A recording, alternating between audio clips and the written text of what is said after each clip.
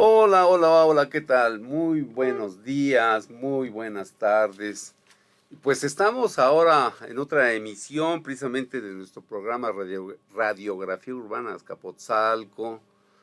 Vamos a desarrollar el quinto capítulo, que nuestro quinto capítulo es Historia y celebraciones del Día de los Muertos en Azcapotzalco. Y ella es... Yo soy Marisol Reséndiz y nos encontramos hoy muy alegres, 6 de octubre, con mi apreciado amigo cronista Marcelino Peña Fernández, con algunas efemérides que nos va a compartir. Precisamente pues, como ya nos estamos acostumbrando a decir algo de esos hechos históricos que se registran, estamos hablando que el 5 de octubre de 1910, ¿verdad? En el tiempo de Francisco y Madero, se escribió y se promulgó el Plan de Ayala, fíjate, Marisol. Qué interesante. Inclusive por ahí hay otros hechos muy importantes. Por ejemplo, este segundo viernes de octubre, es Día Mundial del Huevo. Híjole, si no piensas hacer nada, nos estás albureando, Marcelino. A huevo. Soy muy humilde, pero Debes decir blanquillo para las cámaras, blanquillo. como diría mi abuelita. El día del blanquillo. Bien, oye Marisol, pues a mí las calaveras me pelan los dientes. Uy, uy, uy. Nuestro tema va prácticamente para precisamente desarrollar lo que hemos dicho, precisamente esas historias que se dan en torno al Día de los Muertos. Y tenemos que comenzar inclusive, maestra, desde tiempos ancestrales, en el Anáhuac, porque ya ves que estamos muy acostumbrados a decir en tradiciones prehispánicas, pero es el Anáhuac. El Tepanecapan. Y además recordemos que primero fue el Tepanecapan, 1132, y el Anáhuac, la Gran Tenochtitlan, copia modelo del Gran Tepanecapan. Eso maestra, no esa es tu materia, maestra. Y yo primero quisiera empezar a comentarte, ahora sí que haciendo honor a los antiguos mexicanos, con este ritual de los 4 rumbos para ubicar geográficamente la importancia de Azcapotzalco. Tenemos donde sale el venerable Padre Sol, que es la Copa Tonalquizaya, un lugar donde salen los rayos del sol. Bien. Donde acompañamos al Padre Sol. Cihuatlán Tonalcala, que al lugar de las mujeres cihuateteos, que mueren el primer parto y acompañan al sol al inframundo. Y el lugar más importante que posiciona Azcapotzalco, el norte. El norte lo llamaremos el Mictlán, aunque en algunos textos aparece también como el inframundo. Azcapotzalco está al norte. ¿Qué quiere decir que Azcapotzalco esté al norte? Que había culto a Tezcatlipoca Negro, Tliltil Tezcatlipoca, Oyayauqui Tezcatlipoca, a Mictlantecutli, el señor de los muertos, y Mictlancíhuatl, que en su iconografía Mictlantecutli y Mictlancíhuatl aparecen como unos esqueletitos descarnados, muy arregladitos, muy sonrientes, y van a tener una gran influencia en Azcapotzalco porque recuerda que donde teníamos el templo mayor, la gran Teocalli Tepaneca, sí. Quetzalcóatl desciende por los primeros granos de maíz para que aparecen en la toponimia, en el escudo de Azcapotzalco, pero también en algunas de estas leyendas que será nuestro tema del siguiente programa, hay un momento que Quetzalcóatl tiene que reiniciar la vida humana a través de los huesos. Y va con Mictlantecutli, recupera los huesos, se le caen, y afuera del inframundo lo espera Cihuateteo. Y con la magia femenina y masculina y funeraria, reinventan la vida otra vez. Oye, maestra, fíjate que todo eso que está diciendo bien interesante. La maestra pues tiene conocimiento pedagógico de cómo se plantean las cosas. Te pediría como si estuvieras en tus clases precisamente de allá en Epacatlán, ¿sí, verdad? FES Acatlán. La FES Acatlán, que también así, porque este es un tema bien interesante que sí me gustaría, así con casi todo lo que vamos a platicar ahora, así con un poco más de tranquilidad. A lo mejor se debe precisamente a algo que también ahora yo sé que te pesa, andas con mucha carga emocional, pero tenemos que hacer el esfuerzo ante nuestra audiencia. Entonces, Marisol, muy bien bajado ese balón, pero te voy a decir algo. Esa es exactamente la idea Anahuaca Tepanecapan en torno al Día de los Muertos. Sí. Hay 2 palabras que en náhuatl que nos pueden abrir mucho la puerta a todas estas cosas. El tlalmanali. ¿Qué es el tlalmanali? La ofrenda hecha de los frutos de la tierra. Sí. Por eso se relaciona con el Día de Muertos, pero hay otra palabra más hermosa que tiene más que ver con la fecha de Día de Muertos, que es el huentli. Huentli, haciendo referencia a nuestros abuelos que regresan Muy a bien. comer la ofrenda. Muy bien. Que en el tiempo del frío, estas se les llamaba las fiestas del reposo. Y iniciaban en la estación del otoño que estamos viviendo, que en náhuatl se llamaba Tonaltonco, el descenso de nuestro Padre Sol, o sea, el descenso al inframundo.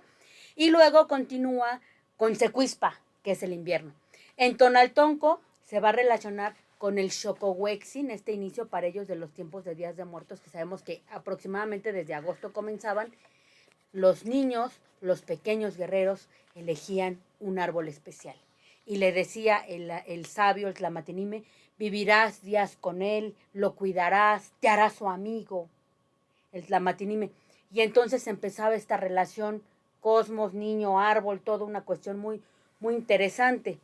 Y ellos ponían sus ofrendas porque decían que el señor Mictlantecuhtli y la señora Mictlancíhuatl le daban permiso a los muertos de salir del Mictlán unos 2 o 3 días para acompañar a sus familiares, pero que los muertos tenían que ver la brillante flor de cempasúchil, que seguramente en Azcapotzalco era cultivada en San Martín Xochinahuac, muy seguramente, y recibir este olor de copal y alguna comidita que les gustara, Cempasúchil, que es la flor perfecta de los 20 pétalos. Recuerden que la maestra es la experta en la cuestión de la pronunciación del náhuatl. A mí me enseña mucho. Oye, maestra, yo sé que en el mismo tenor tú asesoraste a la alcaldía de Azcapotzalco. Por supuesto. Porque precisamente el año pasado, que ya viene el Día de los Muertos, estamos al día 6 de octubre. Híjoles.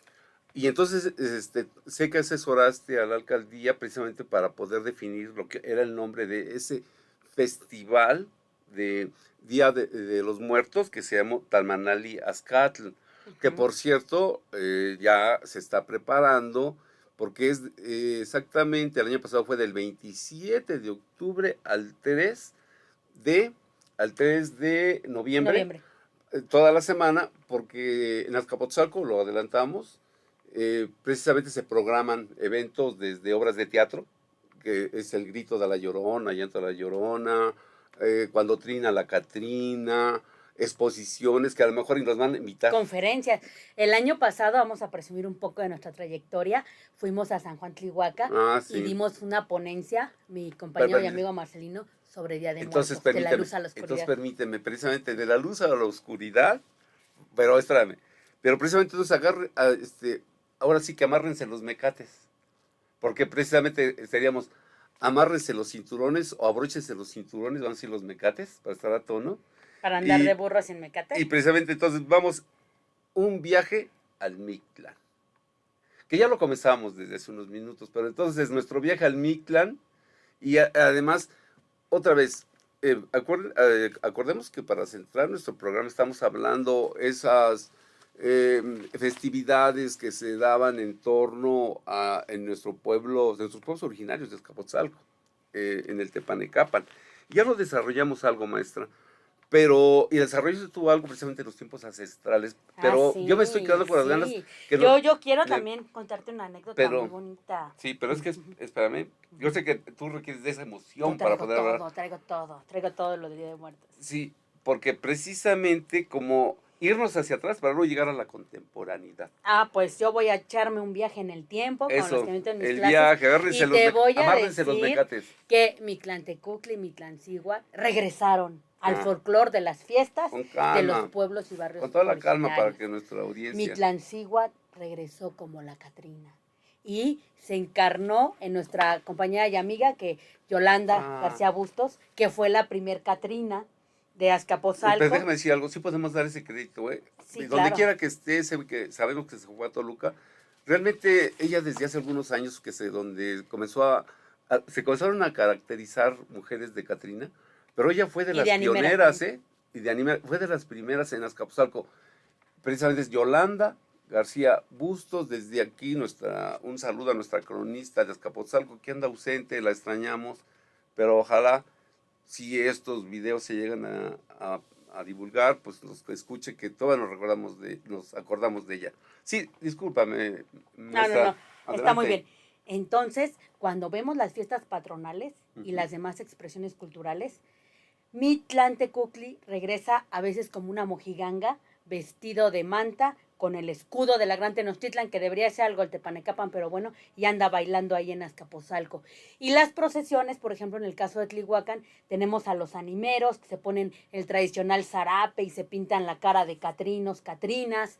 Vemos también a la Catrina muy elegante, a veces hasta con un transculturizado body paint y un poco de referencias a las películas gabachas que nos dieron permiso de vivir nuestro folclore, pero está ese fenómeno transculturizante. Y también tenemos expresiones artísticas como estas figuras de arte que hace el artista Gabriel Vargas, representando sí, a los animeros, incluso muy inspirados en Guadalupe Posada, estos perritos descarnados, porque el perrito es también un axis mundi muy bonito para hablar de la idea, mi apreciado Marcelino, regresándonos a la antigüedad, que tenían los antiguos mexicanos de lo que eran las fiestas del Mictlán. Sí. Entonces, el perrito era un animal muy importante, muy cuidado por los antiguos mexicanos, porque era el enviado de Mictlán. El Xoloitzcuintle. Y un receptáculo de la divinidad, porque la palabra Xolo habla del dios Xolotl, y habla de que después de que se ofrendan a Nahuac, y Tecucistecat, le piden al espíritu animal arrojarse a las llamas y dicen, ni más, yo no quiero ser valiente, yo puedo ser autónomo. Un guiño a esta autonomía del mundo animal en la cosmovisión del mundo náhuatl. Y los únicos valientes fueron el jaguar y el águila, que se lanzan a la llama. Sobre todo el jaguar, que es la valentía, y sale quemado, transfigurado como el gran Tezcatlipoca. Pero el Xolotl se burló y fue migrando en el guajolote, en el perro, hasta llegar a la Xolotl, que es ese ajolote, y ahí fue castigado por los dioses desde Teotihuacán, que le dicen, por no haberte ofrendado al fuego, te quedarás como una larva. Pero el perro sí se queda con esa divinidad del Xolotl, y Mictlán a veces aparece dibujado como una isla, como la idea un poco griega. Entonces, es una isla donde nosotros estamos, que es Intlactipac, donde estamos vivos, y hay que atravesar una laguna, que tiene que ver con la idea de las 9 lagunas, que es incluso un nombre náhuatl que está en el estado de Puebla, Chinahuapan. Hay que atravesar eso para poder llegar al Mictlán. Sí. Y entonces el perro te carga en su lomo y te lleva a llegar hasta cruzar a ese punto. El perro te lleva. Y por eso le decían a los niños, no maltrates al perro, porque el perro es el único que se sabe el camino a Mictlán. Si tú lo maltratas, no vas a poder accesar al Mictlán. Oye, sí, fíjate aquí cómo con la literatura o expresión filosófica europea, Dante Alighieri, precisamente en su Divina Comedia, nos plantea al cancerbero,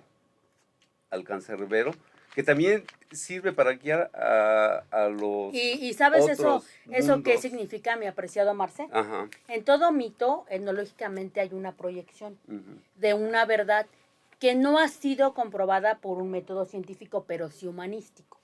Ese discurso del perro como un receptáculo de lo sagrado es una proyección de que el perro está muy cerca en la evolución de las especies a nosotros, es un mamífero, es un animal de compañía, tiene cierta inteligencia, sí, puede haber un nexo psicológico y afectivo en un perro, y también relacionándolo con la lengua náhuatl, cuando empecé a hacer mi trabajo de filología como Federico Nietzsche, fui descubriendo la historia, mi apreciado Marce, en este tesoro de las lenguas originarias, y me encontré con la palabra chichile.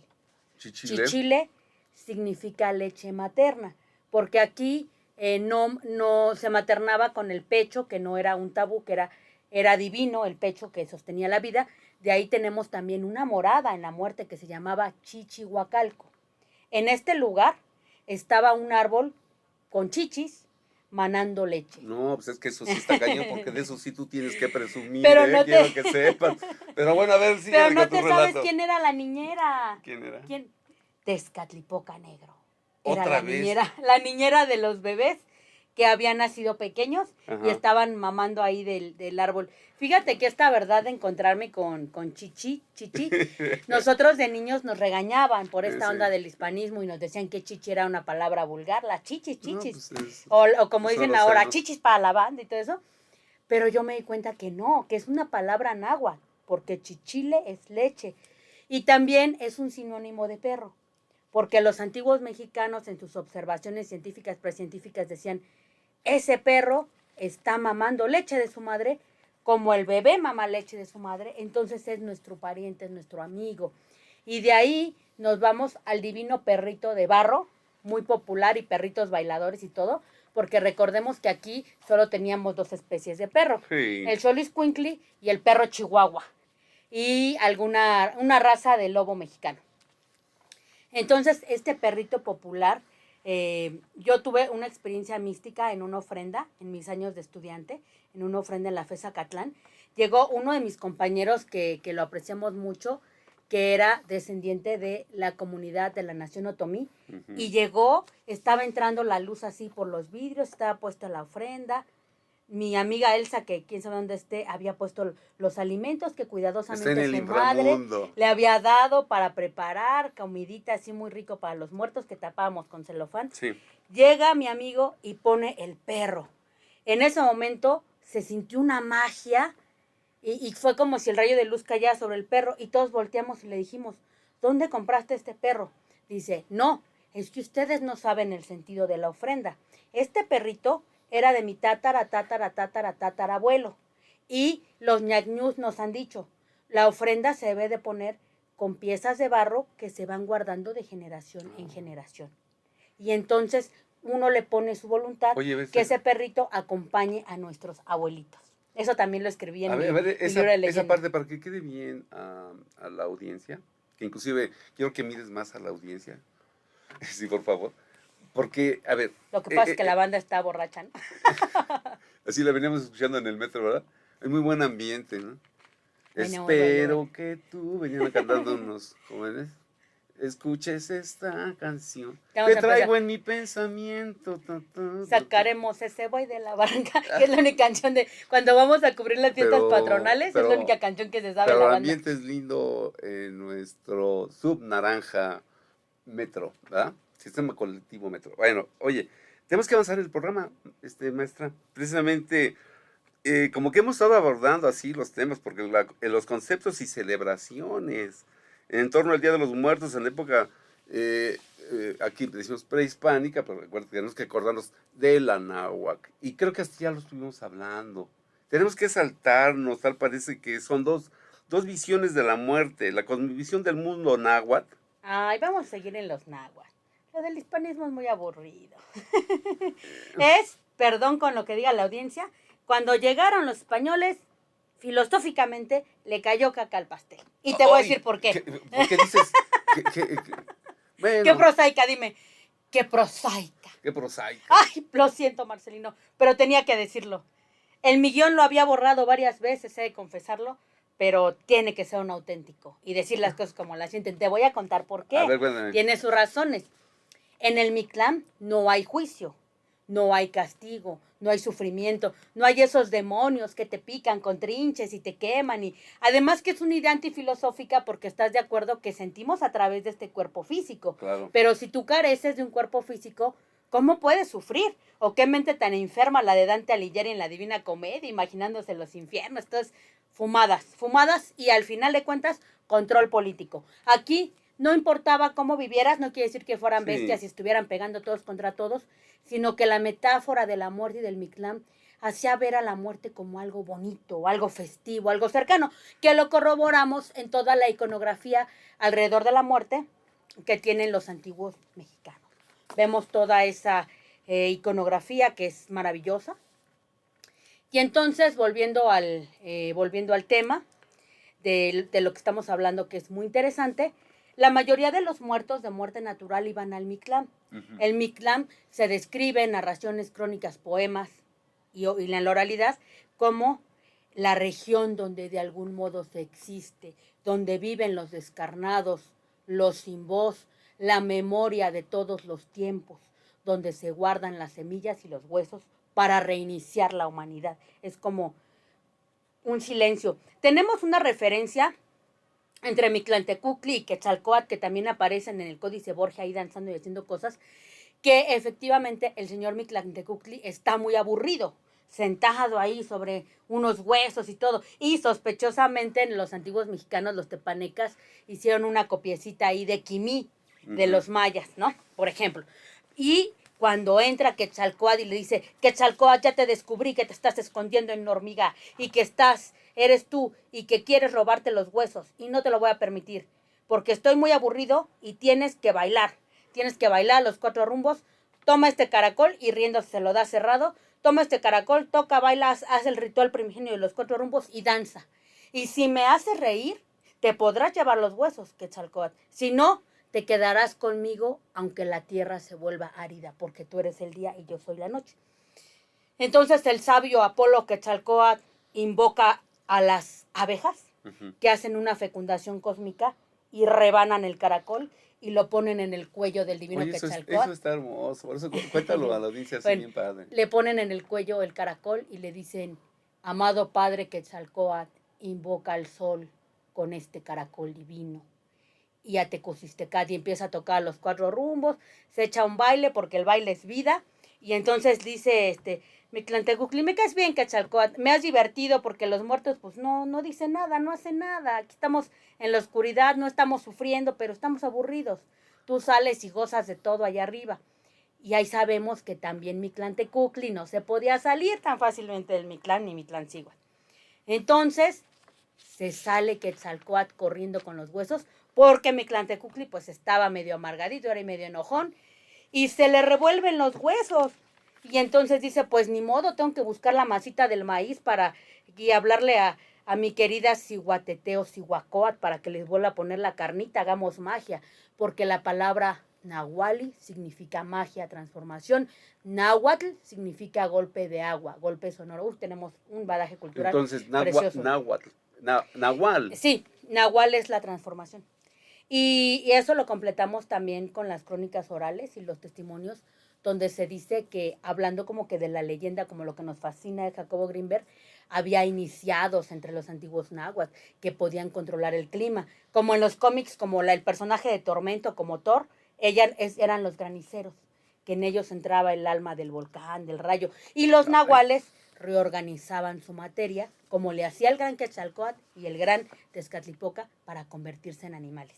No manches, eso está chingón. Ay, disculpa. Entonces, Quetzalcóatl vuelve a armar los huesos y se dice que como los revuelve, le quedan unos cortos, unos grandes, ya no quedan perfectos. Sí. Se le quema el maíz, le quedan unos muy tostados, unos muy pálidos, y así explicaban ellos a sus hijos y a los hijos de sus hijos el tema de la diversidad, de los cuerpos.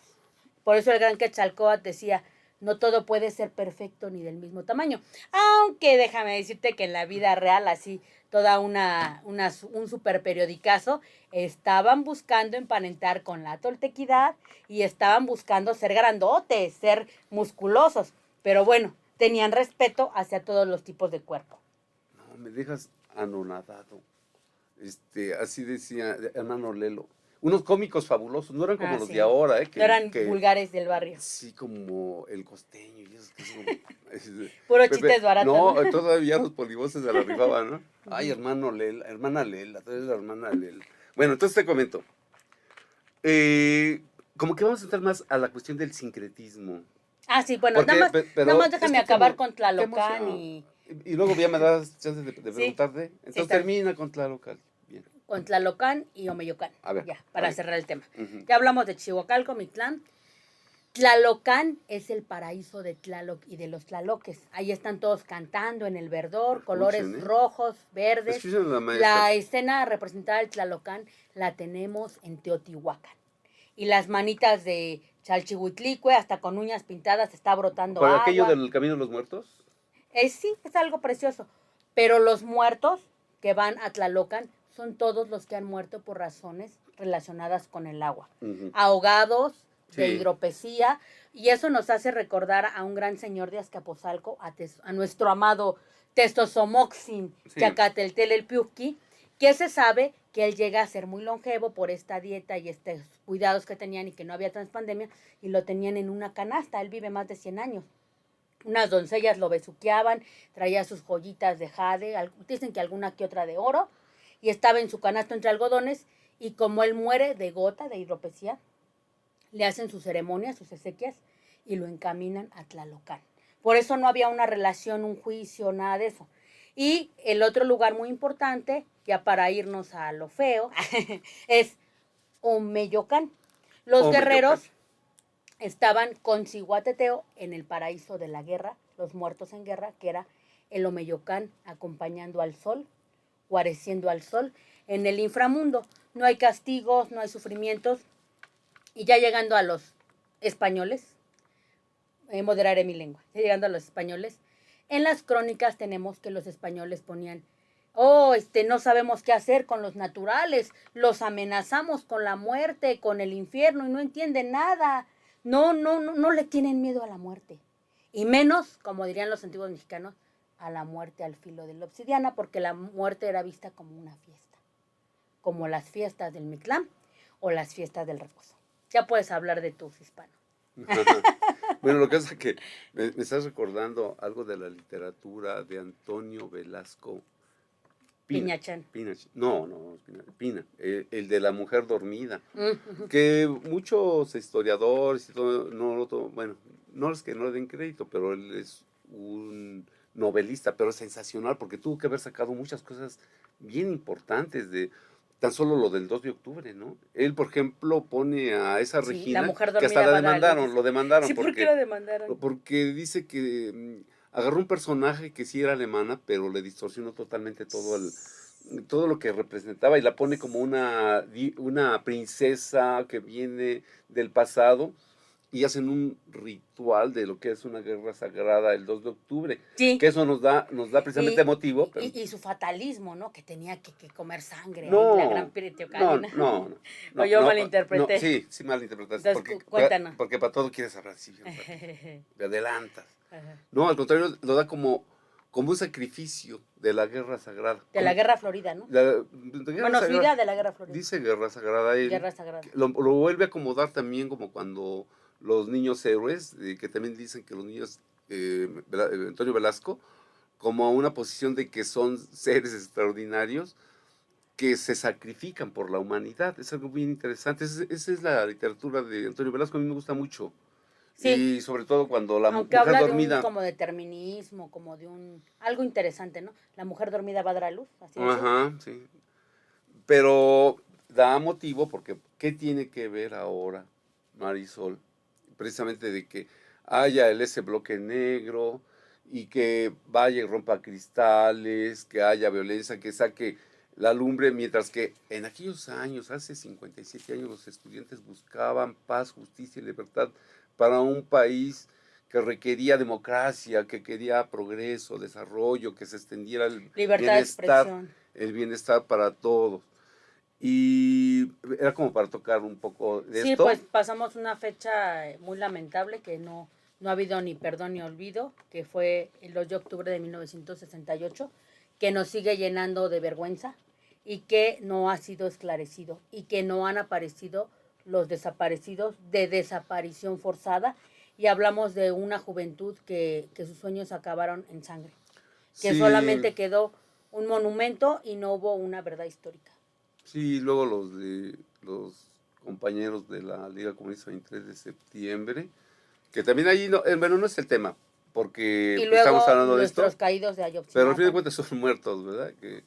Y esa guerra sucia que se dio contra esos jóvenes, que muchos los emboletaron, que al principio todo lo de la Liga fue algo muy honorable, de jóvenes que querían también cambios revolucionarios en el país. Pero tenemos que irnos a centrar otra vez, nuestro tema, maestra, consolidación del sincretismo cultural en torno al Día de Muertos, y permíteme aquí hacerte una oferta de que platiques, porque te debes de acordar o vas a hacer algo de esfuerzo. Hace aproximadamente 5 años, tú participaste en una conferencia vía Zoom, donde recuerdas que participó un maestro boliviano, excelente participación del maestro boliviano, pero además fue convocado por la Embajada de los Estados Unidos, que tenía relación con la Embajada de Bolivia, porque allí precisamente la licenciada Mariana Peña, Saludos a mi trabajaba, amiguita Mariana saludos a Peña. Mariana, Un orgullo de Azcapotzalco. ella lo que hizo fue conjuntar eso, y recordemos, a ver si podemos hacer ese esfuerzo, porque el concepto de sudamericano, tan solo ellos son bolivianos, que ahí desarrolló algo muy interesante, y luego, por ejemplo, la norteamericana, ¿no? También tienen su concepción de la vida y la muerte. Su visión. A ver, maestra, haz un poco de esfuerzo para aquella participación. Bueno, fue muy interesante, aunque nos dimos cuenta que no éramos únicos. Evidentemente, todos los territorios de ocupación española van a tener los mismos elementos de sincretismo y van a pasar por un periodo histórico que se va a llamar la conquista espiritual, donde los que impusieron la cruz y la espada van a suavizar para poder llegar a otras etapas ya de una consolidación folclórica sincrética que los españoles habían aprendido con los romanos. Entonces, tener ese consuelo de la religión. En este caso, la parte muy bonita de Bolivia es que igual les dejan alimentos, hacen algunas ceremonias muy hermosas de tabaco y hacen unas maquetitas así muy curiosas de ofrendita pequeñitas, le ofrecen los alimentos, aunque la verdad, con mucho amor a nuestra querida Bolivia, nación pluricultural, étnica, maravillosa, con una bandera pluricultural, es muy hermoso, pero nadie le gana a México, porque aquí la muerte es dulce. Y hablando del sincretismo en México, en el caso de Azcapotzalco, que es un fenómeno que se replicó en toda la República y en todos los países latinoamericanos, saludos al sueño bolivariano, sueño muy bonito, que decían, ay, hay que dejar que le pongan ofrendas a sus muertos, pero en vez del inframundo van a salir o del cielo o del infierno, del purgatorio, a ver de dónde, no importa. Pero vamos, que la muerte es dulce, pues háganse una calaverita de azúcar, ¿no? Porque no había explotación de azúcar. Ay, no, ¿qué más? Pero hay que curar esto de su paganismo. Pongamos unos santos cristianos.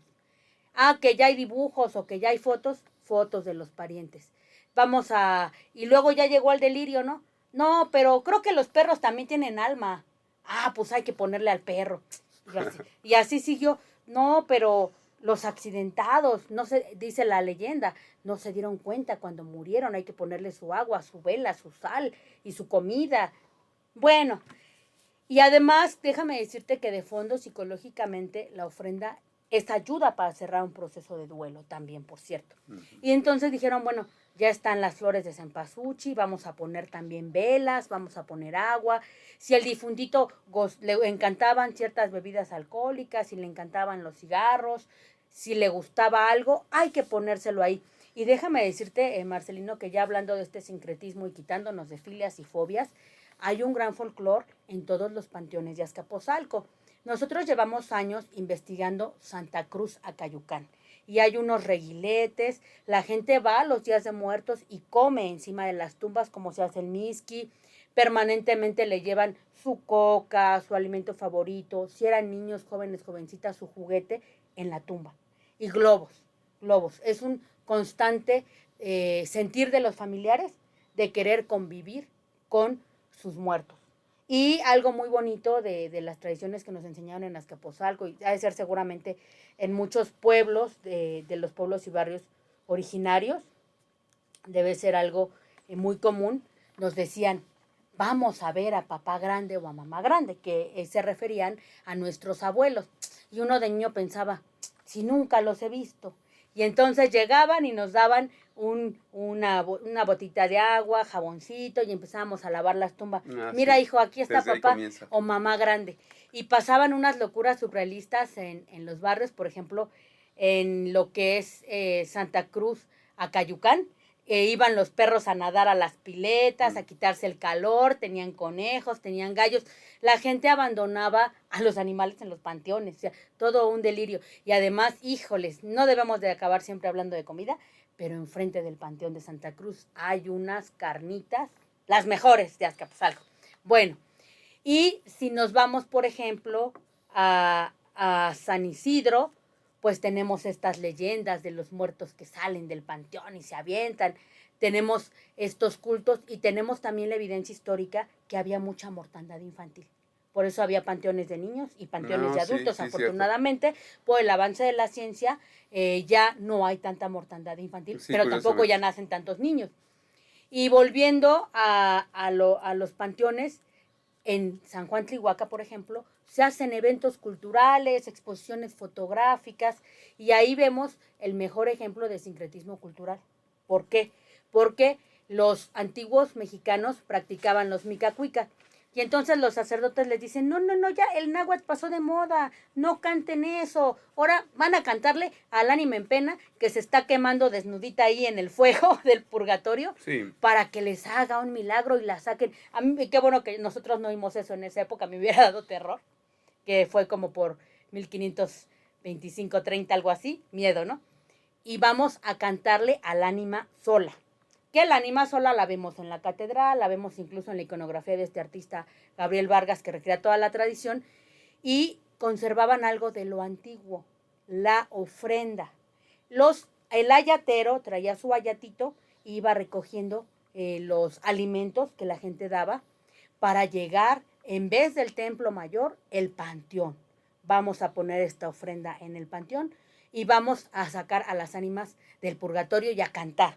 Y algo muy bonito de lo nuevo que han engendrado estas tradiciones es que ya no solo cantan la de ánima bendita, que a mí me sigue enchinando la piel, sino también cantan la Llorona.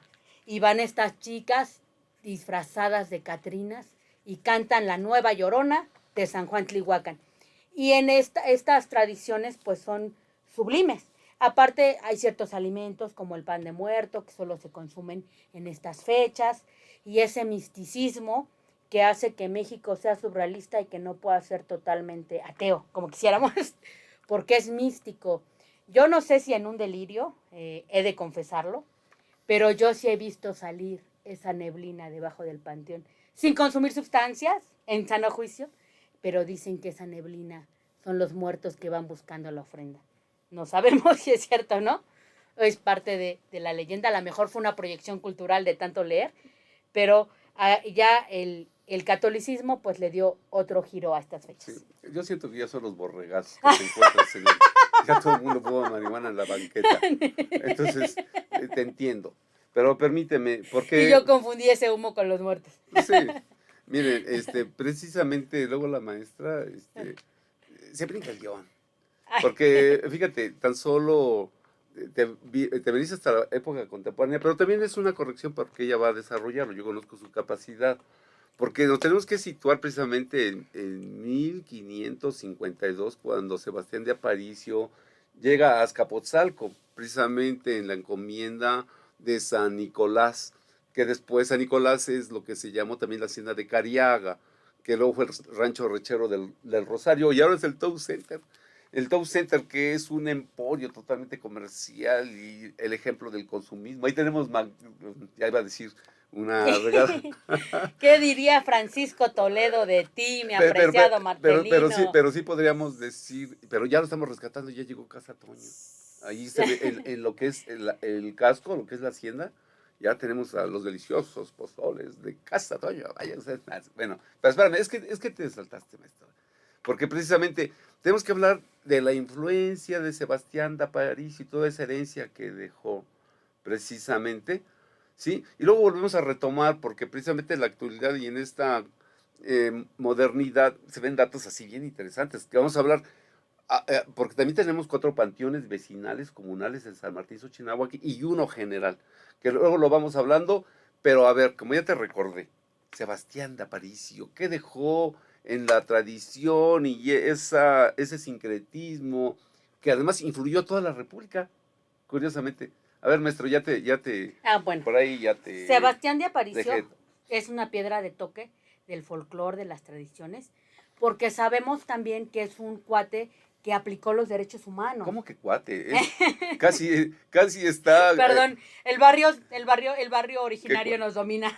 Sí, ese bueno, cuate. Un beato. Porque casi está candidateado a ser beato. Bueno, vámonos respetando. El beato Sebastián de Aparicio logró hacer fortuna con las carretas, pero tuvo una visión humanística sobre los naturales. tenemos dos tradiciones En esa región. muy importantes en esa hacienda que mencionas, donde está ahora el Town Transculturizado Town Center. En esa hacienda, él permitió que los naturales realizaran artes de charrería, se subieran a caballos, tuvieran una vida digna, que era imposible en esa época de esclavitud, y por eso se dice que en Azcapotzalco nació la charrería. Pero también él había tenido dos pérdidas muy importantes en su vida, que fue la muerte de sus dos esposas. Entonces, se cuenta la leyenda que él ve a los naturales riñéndole culto a Mictlantecutli, Mitlancíhuatl, poniendo su ofrenda, y él dice, yo también perdí a mis jóvenes esposas y quiero participar en la ofrenda, pero vamos a ponerle los elementos católicos. Y también hay la leyenda que les dice, ya no le canten, no canten el Micacuicat, por cierto, les recomiendo ese libro Micacuicat de Patrick Johansson, A ver, espérate. y ahora canten a las almas del pueblo. Maestra, te vas como hilo en medio, así dice. A ver, vuelve a decirnos ese título para recomendarle a la audiencia. ¿Cómo se llama? Yo no voy a anotar también. Micacuicat. Micacuicat. De Patrick Johansson. De Patrick Johansson. Y a ver, comienza a desarrollar. Que también es mi competencia porque hace traducciones a la lengua náhuatl también. Bien. Bueno, entonces les dijo, ya no canten eso de al Mictlán, no, porque además nos va a caer la Inquisición.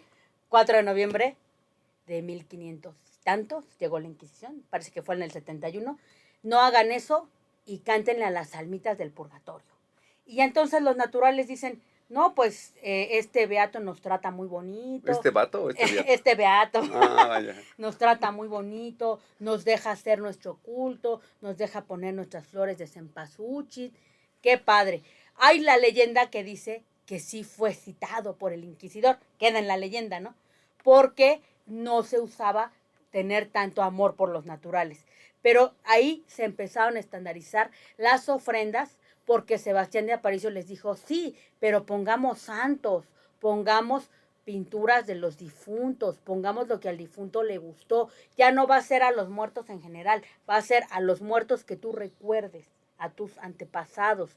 Y vamos a dejar el copal, vamos a dejar las flores, vamos a poner unas velas, para que el agua, la sal, que universalmente se dice que el muerto tiene sed, que tiene hambre, y estaban haciendo algunos guisaditos, algunos de maíz, un molito, dejando los alimentos para que los muertos llegaran a la ofrenda, comieran, y los naturales decían, sí, es que lo que le dejemos el muerto le ha sacado la esencia, como este dulce tradicional del tejocote, con piloncillo, ya hasta me va a dar hambre, Marce, el pan de muerto, todo esto está presente. Sí, fíjate que yo nunca me aguanté las ganas, porque mi madre, las familias, casi todas, en el caso de la familia, ponían unas ofrendas muy ricas, ¿no? Con lo que se llama casi todas las frutas de temporada, desde las naranjas hasta jícamas, guayabas, arroz con leche, mole, lo que les gustaba a nuestros muertos, si les gustaba el traguito, su tequila, una cerveza. Híjole. Y lo peor, otra vez la estoy regando cada vez diciendo. Bueno, es que estoy diciendo marcas. Dame unos apes. Pura transculturización, mi apreciado. Pero yo nunca me aguantaba porque había un rico arroz con leche, con canela. Yo sí le llegaba a las ofrendas de los muertitos. Y cuando estaba yo agarrando la mano siempre decía, deja ahí. ¿No te sabes la leyenda? Okay. Que hay un puente, esa la tomé yo en San Pedro Jalpa, donde si tú a las 12 de la noche te comes la ofrenda, en ese momento, tu pariente toma carne y forma y viene y platica contigo. Ah, qué padre, lo voy a hacer. Había otra más loca, que te la voy a decir. A ver. Que en días de muertos correteabas a un perro y le quitabas las lagañas y te las ponías. ¿Qué pasaba? Veías el mundo de los muertos. Oye, que... Pero te daba una infección en los ojos, supongo, ¿no?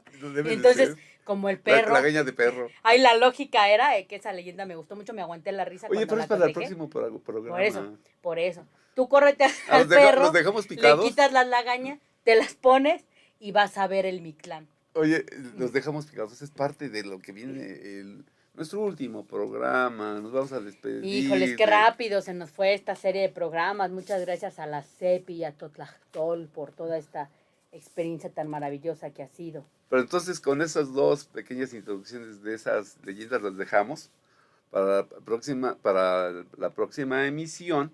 Y a lo mejor me toca mi turno precisamente porque quiero decirles que en Azcapotzalco hay 4 panteones vecinales Ah, qué comunales barbaridad. y ya les decía que hay uno general.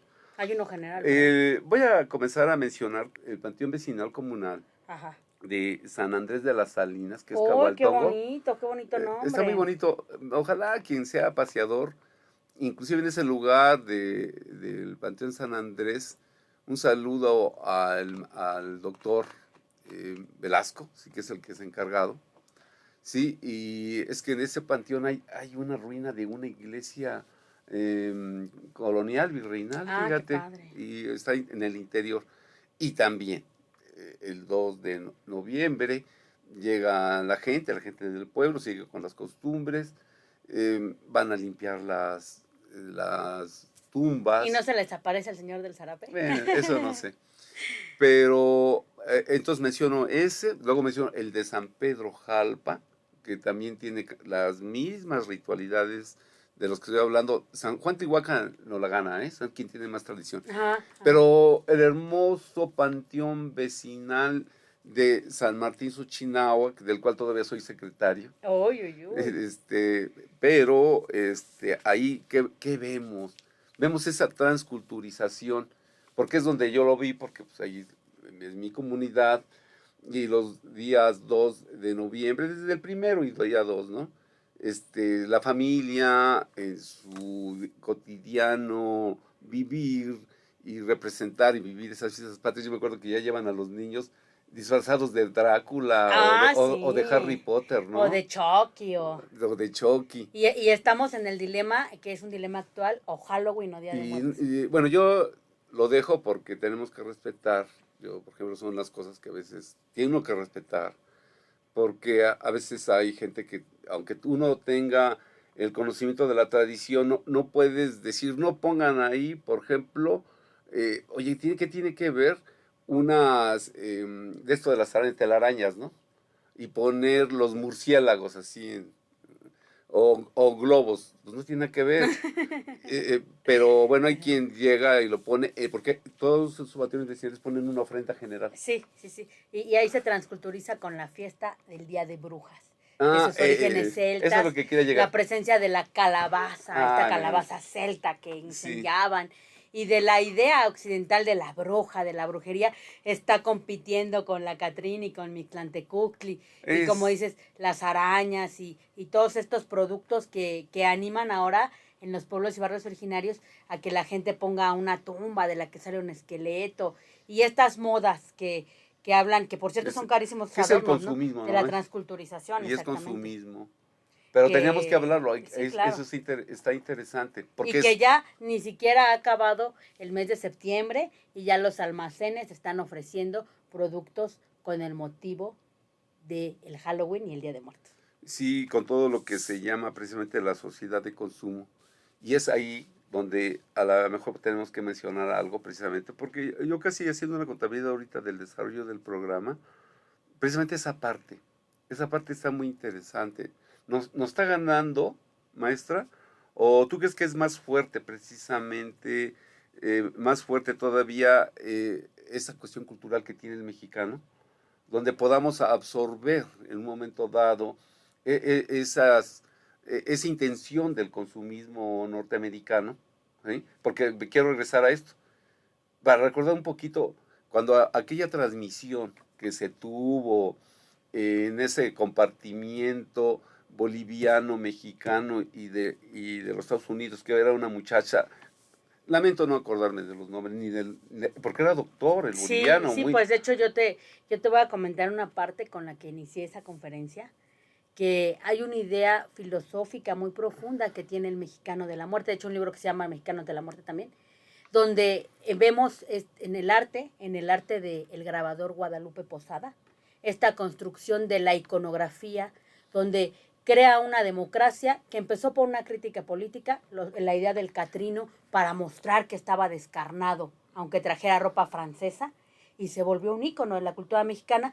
y como nuestro gran apreciado Diego Rivera, aunque a Patricio no le caiga bien, a Patricio Garibay, Sí. como Diego Rivera resucita a Mitlancíhuatl, ahora con una estola de Quetzalcóatl, y la pone del brazo a la Catrina de Guadalupe Posada, y es el eje central de su pintura Una tarde en la Alameda.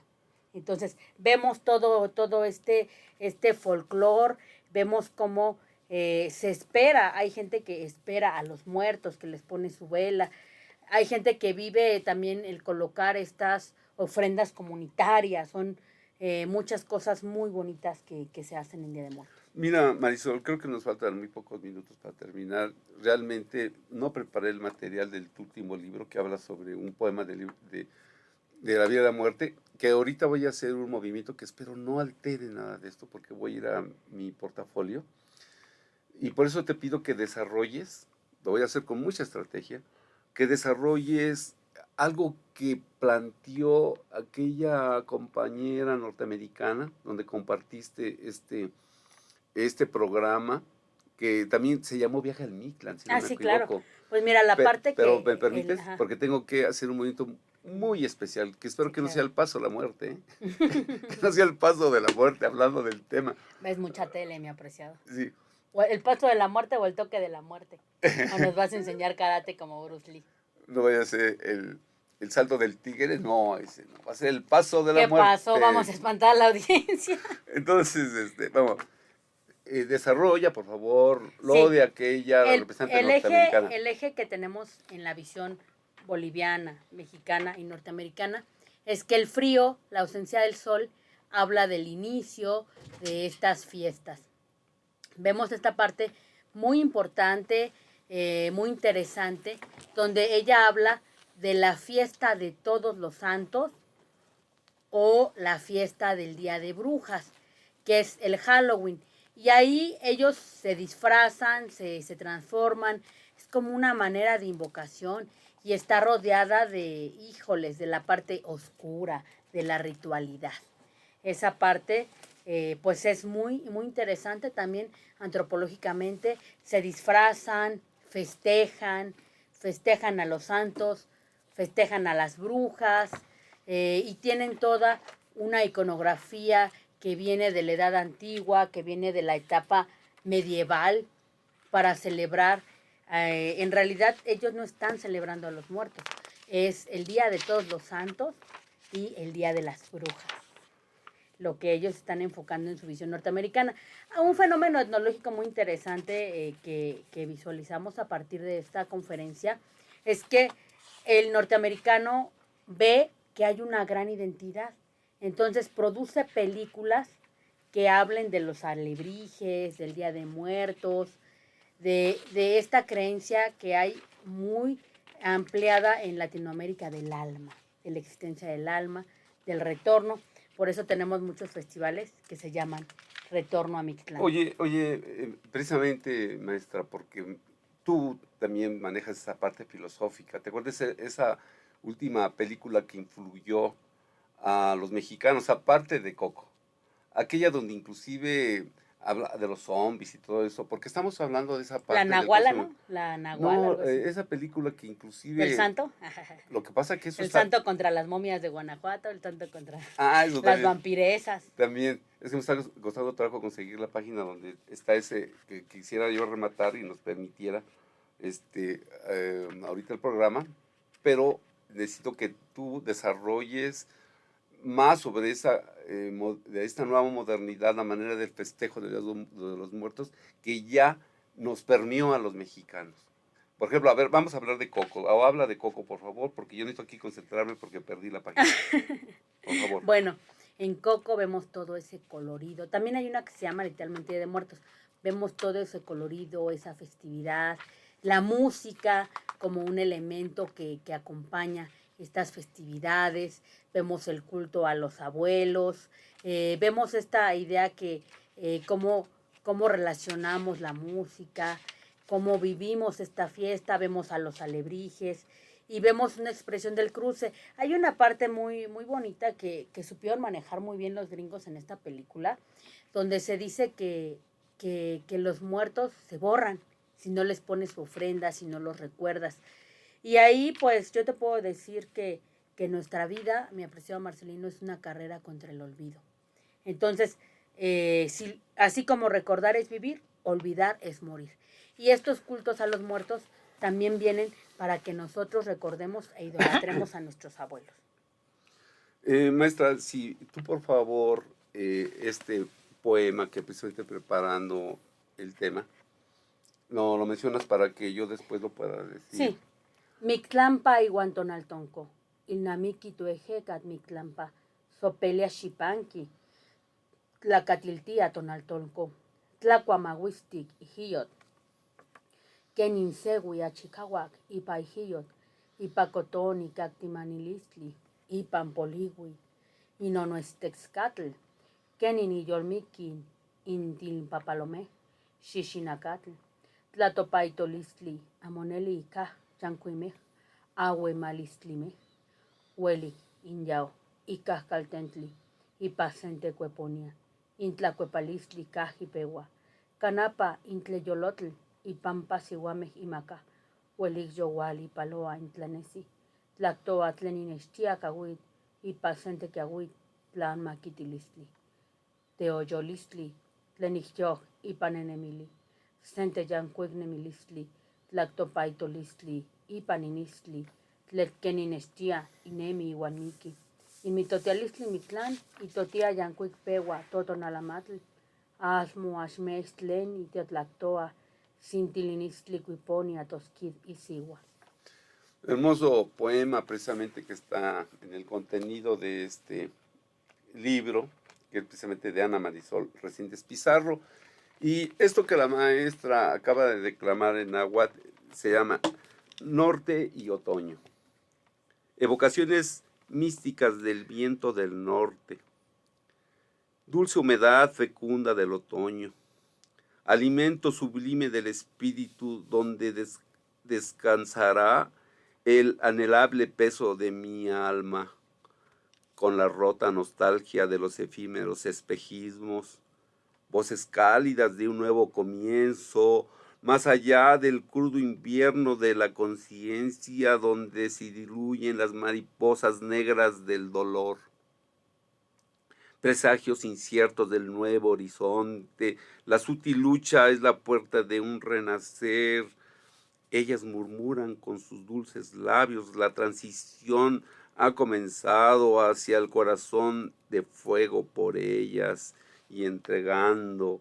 Deliciosa noche desgustada del amanecer, palabra que se gestan en los tiempos de una lluvia libertaria, inspiración que se respira en los pasajes de una nueva existencia, premonición en el rostro, fuego donde gesta la vida y la muerte, en las fiestas del reposo, danza del nuevo comienzo de nuestros destinos, sin las alas rotas, que la palabra sagrada comience a renacer con voz de mujer. Hermoso, hermoso. Está bonito, por eso lo Al agua en boca seleccioné. propia vituperio será, pero realmente es hermoso. Y estamos casi saliendo precisamente del programa, maestra, y hay que comenzar a hacer reconocimientos a la Sociedad de Cronistas de Azcapotzalco, donde también está integrada Amalia Elordu, que acaba de exponer algo muy interesante sobre San Miguel Amantla. Y entonces al presidente de nuestra Sociedad de Cronistas, Roberto Cuauhtémoc Ortiz, a nuestro entrañable Patricio Garibay. ¿De quién más te acuerdas tú de tus compañeros? Pues toda la comunidad. ¿Edna Berta? Edna Berta, Camerino Zamora, Pepe Carvajal. Bien.